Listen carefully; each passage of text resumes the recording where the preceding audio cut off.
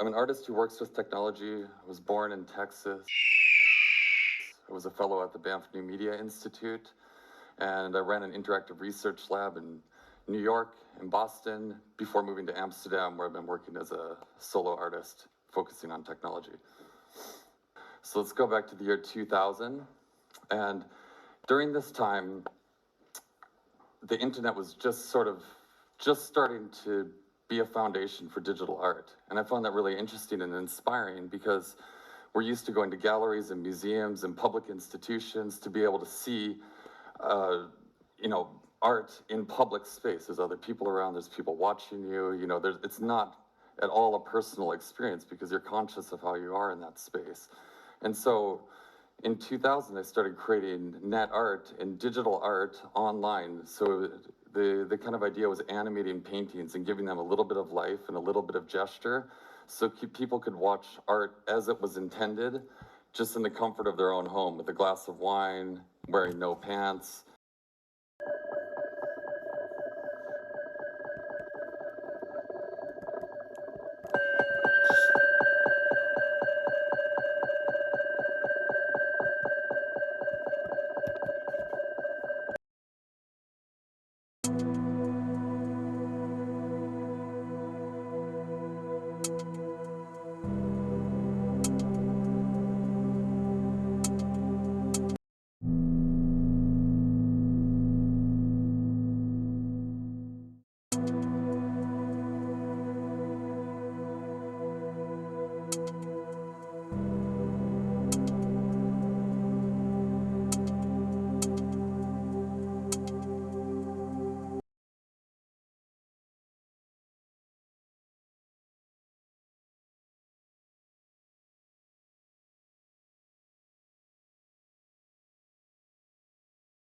One of his most well-known works, My Life is Very Boring, captures that tension perfectly.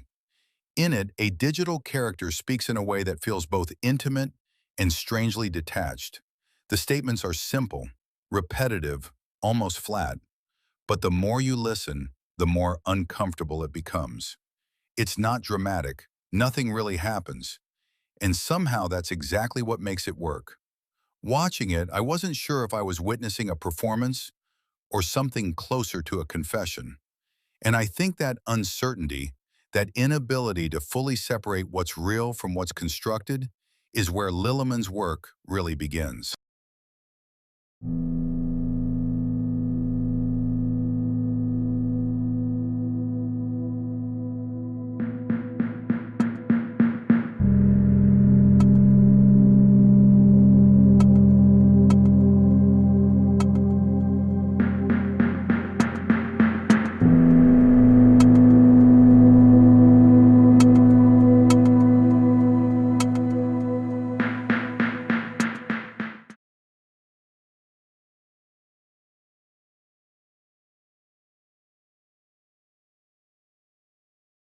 And that uncertainty, that inability to fully separate what's real from what's constructed, is where Lillemans' work really begins.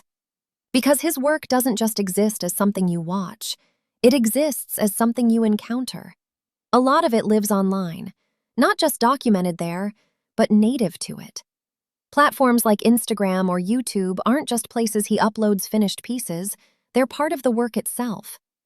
Scrolling starts to feel less like browsing and more like drifting through fragments of a larger narrative.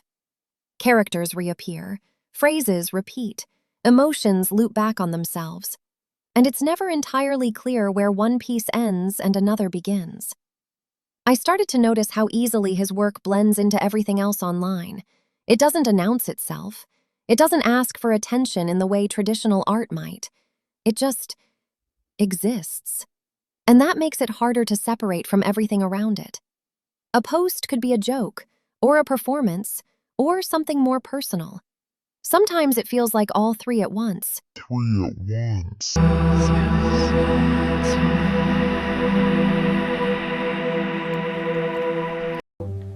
But the more time I spent with his work, the more.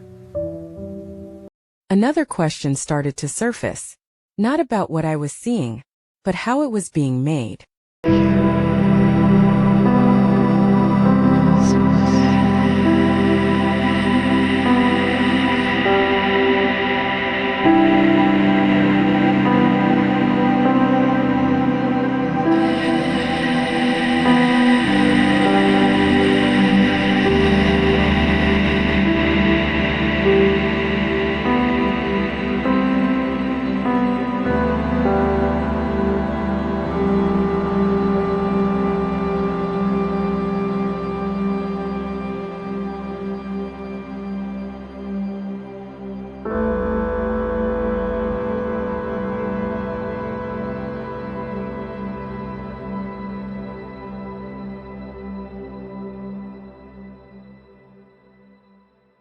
There is also a positive side to it for my generation. It is a new medium and it will allow us to break new grounds in art by using it. There is very little space for new art at the moment and most things have been said and created. We are entering an oversaturated space and making an impact or difference seems impossible. Maybe AI is doing just that, allowing us to innovate and create a shift, invent a new way of making art. I am not interested in the craft of making art in itself and by itself.